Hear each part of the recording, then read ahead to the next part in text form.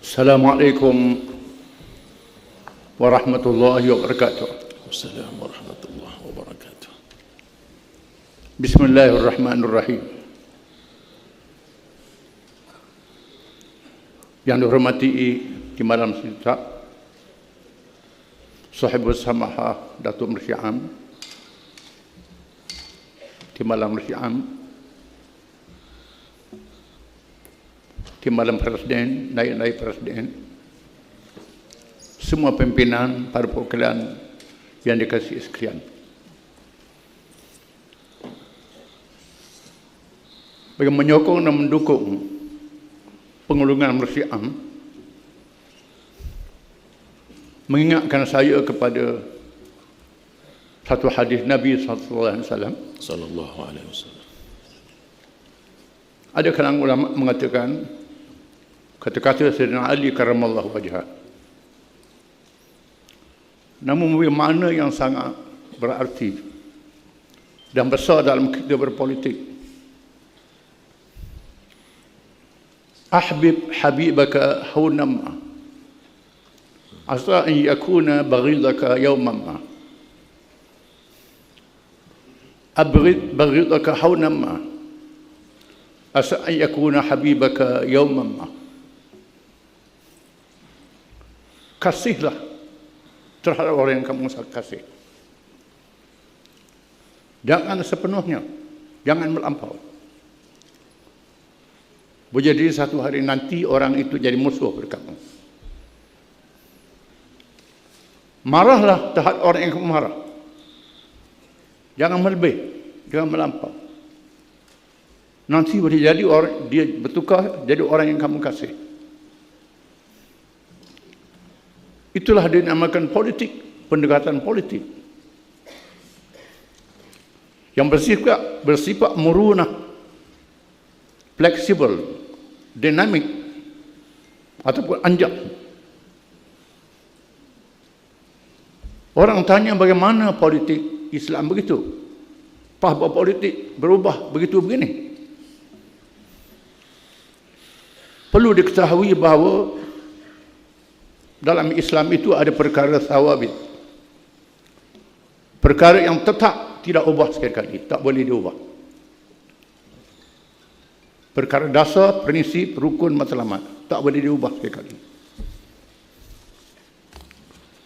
Yang kedua, perkara mutaghayyirat, perkara yang boleh diubah kerana berbeza situasi realiti, masa dan keadaan, cabaran yang berbeza. PAS menunjukkan berbagai pendekatan politik yang diperkenalkan oleh Islam. Setelah kita bertahaluf, mengadakan kerjasama, terkini kita memperkenalkan konsep ta'awun dengan sifat yang lebih longgar, yang tidak mengikat. Dibincang melalui Majlis Syura Ulama, Dewan Harian, Jawatan Kuasa Politik. Setelah kita lama bertahaluf dengan berbagai-bagai parti politik, kita perkenalkan pendekatan ta'awun dalam perkara baik, tidak dalam perkara yang tidak baik. Perkara yang positif, tidak perkara yang negatif. Yang terakhir ialah memperkenalkan konsep ta'awun dalam mewujudkan perpaduan ummah. Memulakan pendekatan mengembalikan semula kepimpinan Melayu Islam. Setelah kita mengalami gerhana politik PRU ke-14, satu gerhana yang mencemaskan umat Islam, mencemaskan pencinta Islam, mencemaskan rakyat bukan Islam yang mahukan keamanan dan perpaduan. Maka PAS mengambil langkah sebaik saja PRU 14. Mengadakan hubungan dengan UMNO sebagai pembangkang, mengajak mereka bekerjasama dalam membuat perubahan. Setelah kita melihat tidak cukup, bertemu dengan pemimpin yang boleh dihubungi dalam kerajaan Pakatan Harapan. Berbincang dengan mereka, menyedarkan mereka betapa perlunya suatu perubahan. Akhirnya, di peringkat pertama kita mewujudkan muafakat nasional. PAS dan UMNO, PAS dengan Gagasan Sejahtera, UMNO dengan Barisan Nasional. Kalangan yang insaf dalam PH mengerahkan tenaga melalui kalangan akademik, mewujudkan Kongres Menyelamatkan Melayu. Melayu saja. Kita dijemput. Kita ajak UMNO hadir. Pada awalnya UMNO yang tajam dengan pimpinan yang lalu tak mahu hadir, kita pujuk. Kita temukan pimpinan UMNO dan pimpinan utama Pakatan Harapan, Tun Mahathir, pimpinan UMNO dan Perdana Menteri. Temukan dua-duanya. Bukan mudah buat perbincangan. Mesti ambil langkah untuk selamatkan negara. Perdana Menteri tak boleh mengawal keadaan. Ini yang kita lihat dari luar. Walaupun beliau kata boleh kawal, beliau duduk dalam. Kita duduk luar lebih nampak rumah dah goyang-goyang.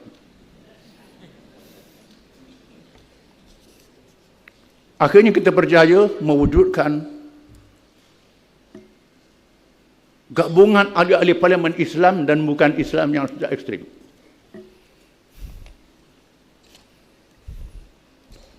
Kita cadangkan siapa jadi PM.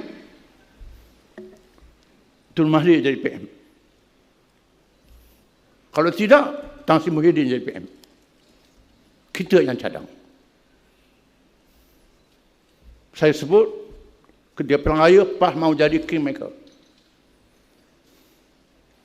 Bukan langkah Cik Ratun. Langkah Cik Ratun dekat sangat.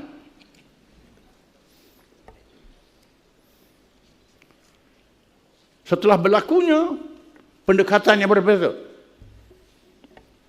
Berakhir dengan Tan Sri Muhyiddin menjadi PM. Dibentuk Kerajaan Perikatan Nasional.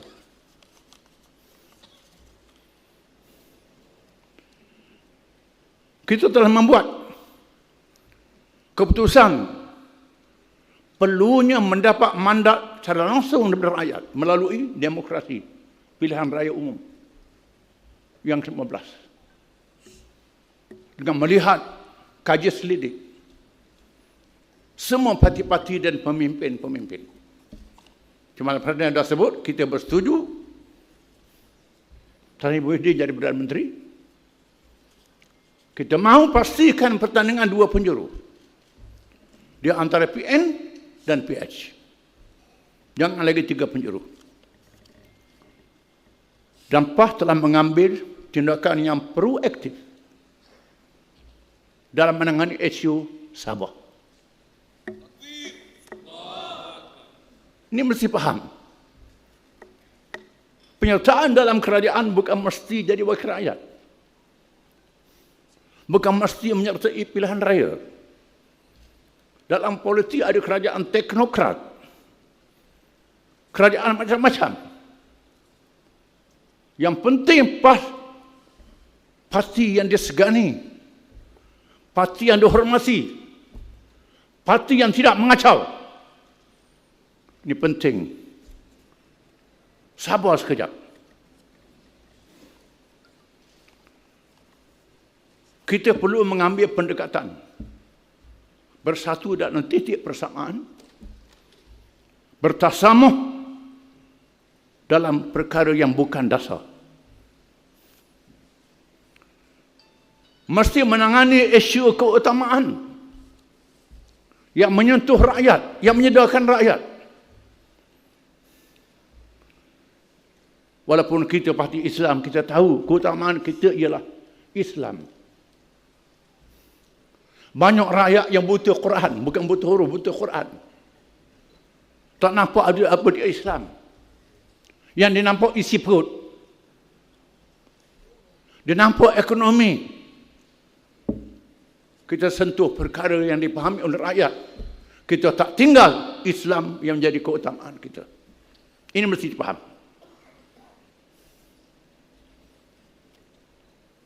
Menyentuh manifesto PS yang bohong.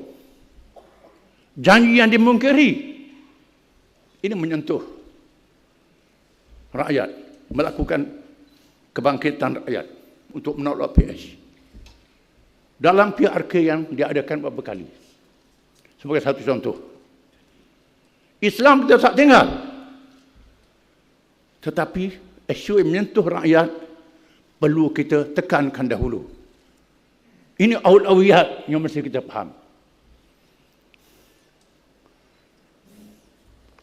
Bahkan dalam kita menghadapi lawan, Quran mengajar kita mengambil pendekatan muwajahah silmiyah, berdepan cara damai, memilih kalimatun sawa, kalimah yang sama. Qul ya ahlal kitab ta'alau ila kalimatin sawa'in bainakum. Wahai ahli kitab, katakan wahai Muhammad, wahai ahli kitab, mari kepada kalimah yang sama antara kami dan kamu. Allah na'budu illallah. Kita percaya pada Allah. Semua agama percaya pada Allah. Cuma ada agama yang lantik Tuhan yang ada daripada Allah. Ada agama yang syirik, melantik banyak Tuhan. Tekan dulu titik yang sama, percaya pada Allah.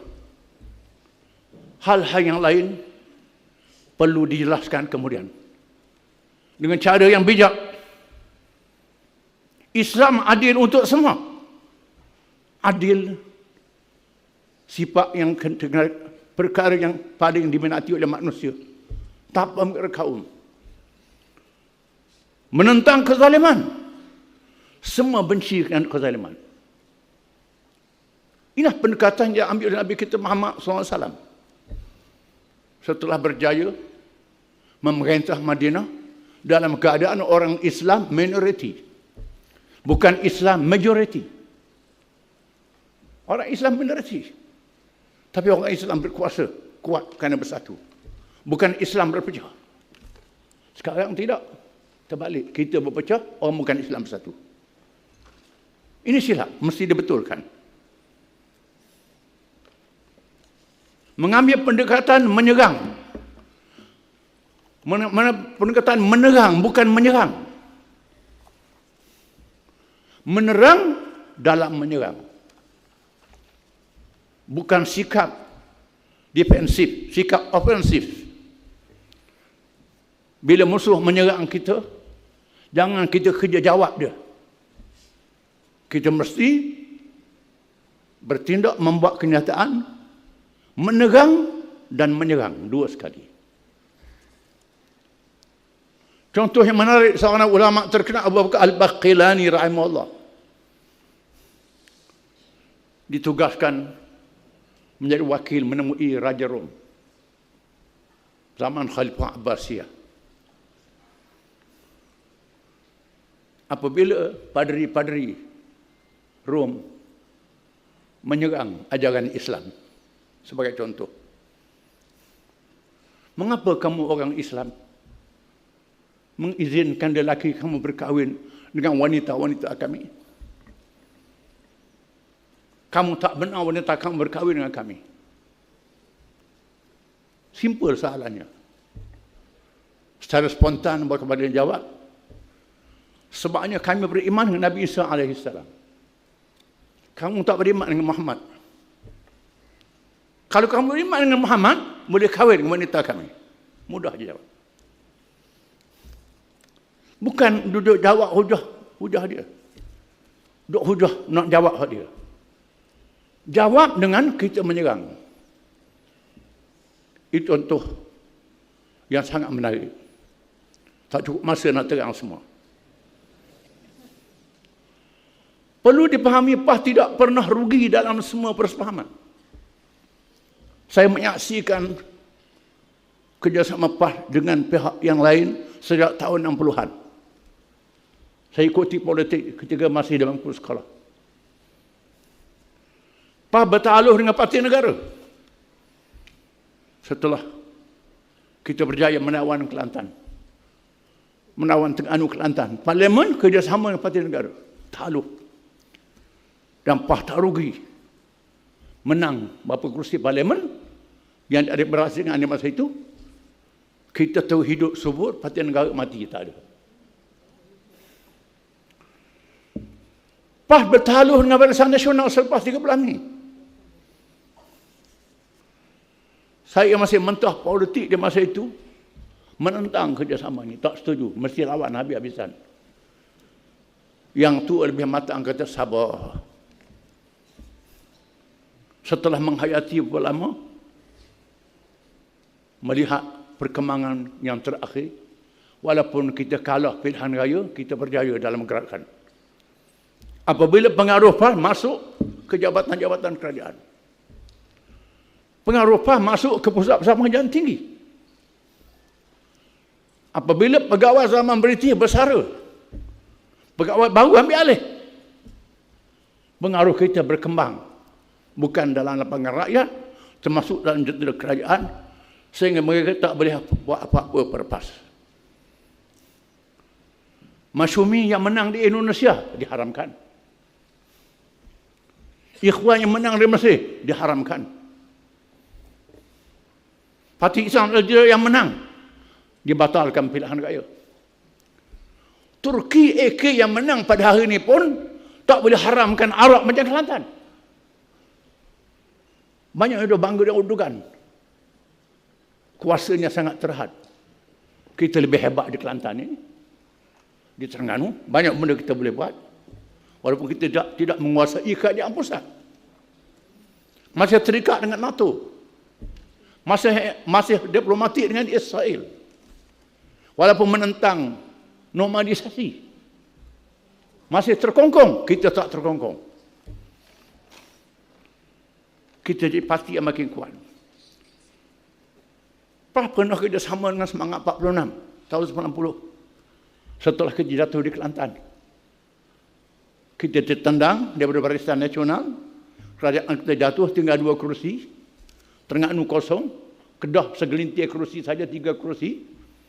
Tahun 90, takluk dengan 46, berjaya menawan balik negeri Kelantan. Sehingga hari ini, sudah nak 30 tahun. Kita bertahan. Kemudian 46 hilang, habis. Kita masih kuat, makin kuat. Ini kita kerjasama dengan dalam barisan alternatif dengan Pakatan Rakyat. Tawan Terengganu memimpin Kedah.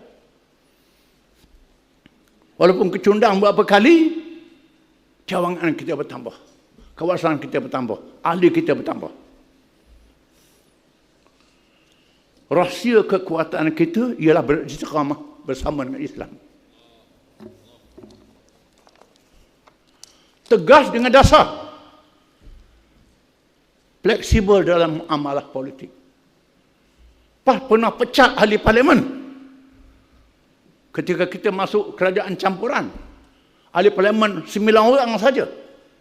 Langgar disiplin, lawan Islam, pecat. Walaupun hilang 1 kerusi parlimen. Tahun 69. Ini ketegasan kita dengan Islam. Generasi baru tak tahu hal-hal ini. Kita berpegang teguh pada Islam. Hanya Islam selamatkan Melayu. Tegak Melayu yang tegak Islam, Melayu selamat, semua selamat. Kalau tegakkan Melayu tanpa Islamnya, Melayu tak selamat, semua tak selamat. Oleh kerana itu, bukan Islam yang takut pada Islam ini. Orang Arab yang meninggalkan Islam berjaya menubuhkan kuasa besar Bila tinggalkan Islam, jatuh Arab. Dijajah, dimamah oleh musuh-musuh. Sayyidina Umar pernah berkata, nahnu qaumun azzana Allah bil Islam.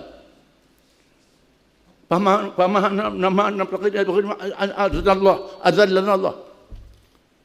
Kami adalah umat yang diberi keperkasaan dan kemuliaan oleh Allah dengan Islam. Sekiranya kami meninggalkan Islam, kita akan terima penghinaan daripada Allah. Teguh dengan Islam. Tetapi dalam politik mesti bijak. Kita perkenalkan BPMS, budaya politik matang dan sejahtera. Pendekatan kita berpolitik berhikmah, menarik seramai orang kepada Islam memerintah. Islam boleh memerintah. Pendekatan ini memakan masa, sangat mencabar. Hanya mereka yang faham, mereka yang istiqamah saja boleh bersama dengan Islam.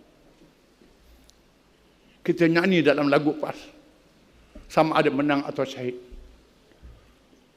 Quran dah sebut, firman Allah Ta'ala, minal mu'minin rijalun sadaqu ma ahadullah alaih. Faminhum man qadha nahbahu wa minhum man yantazir wa ma baddalu tadbira.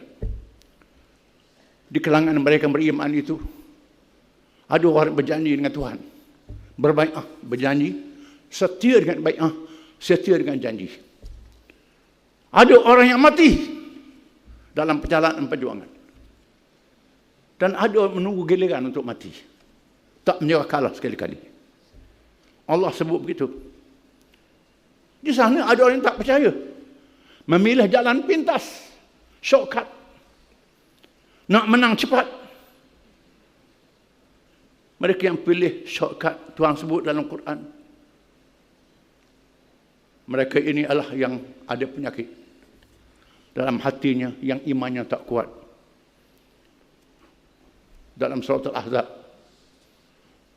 hunalika ibtuliyal mu'minun wa zulzilu zilzalan shadidan wa idh yaqulu lil munafiqun wal ladzina fi qulubihim marad ma wa'adallahu wa rasuluhu illa ghurura. Apabila orang Islam diuji dengan peristiwa Ahzab, mereka digoncang dengan sehebat-hebatnya, melihat orang Islam lemah, tak percaya pada janji Allah. Mereka berkata, Rasulullah, Allah janji Islam akan menang, ini janji kosong. Sebab bila tak menang, mereka pilih jalan pintas.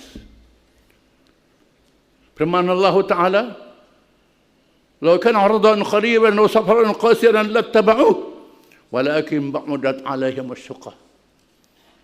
Kalau mereka melihat perjuangan Islam ini hampir menang dekat, diketahui bila nak capai kemenangan, ramailah orang ikutmu. Banyak saudara-saudara tak sempat datang ke dewan, dia penuh dulu orang lain. Tak sempat kita. Yang kejap nampak menang bila terdatang ramai-ramai. Mereka datang ramai-ramai, wahai Muhammad. Tetapi mereka tahu kemenangan Islam ini jauh, banyak kesulitan, tak tahu bila boleh menang. Mereka yang macam ini pilih jalan pintas, meninggalkan PAS, tidak bermukim, sama dalam PAS, sama ada menang atau mati. Mereka jadikan PAS hotel persinggahan, rumah tumbangan sementara waktu saja. Tak lama dia akan tinggal. Mereka yang macam ini, mereka yang mahu cari kemenangan yang mudah, laksana mereka yang mengait buah durian yang mentah, tak sabar nak tunggu durian tu masak, kait putih dah kait, tak boleh makan walaupun bersangking.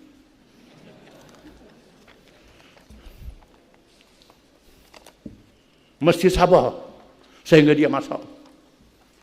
Allah Ta'ala jadikan ayam dalam telur, dia tidak menetas.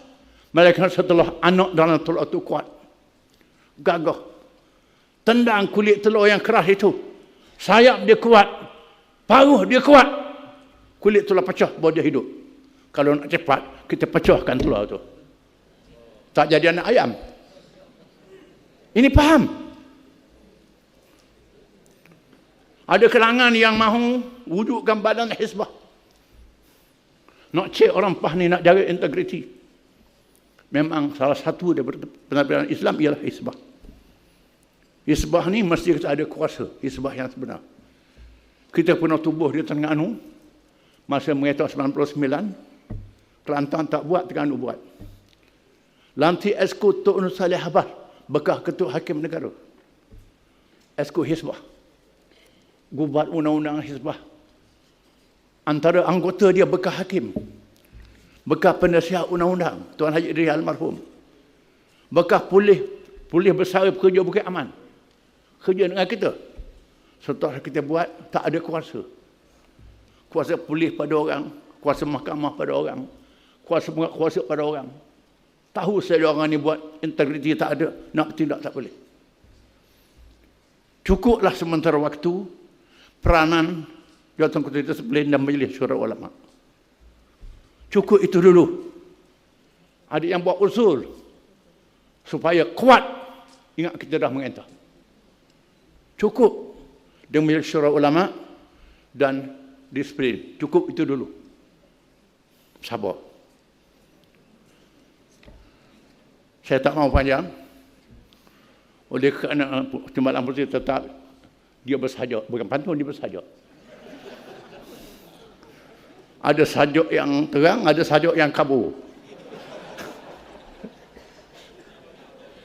Sajuk yang kabur ni saya akan tanya dia di belakang. Saya nak bagi pantun. Banyak yang pantun.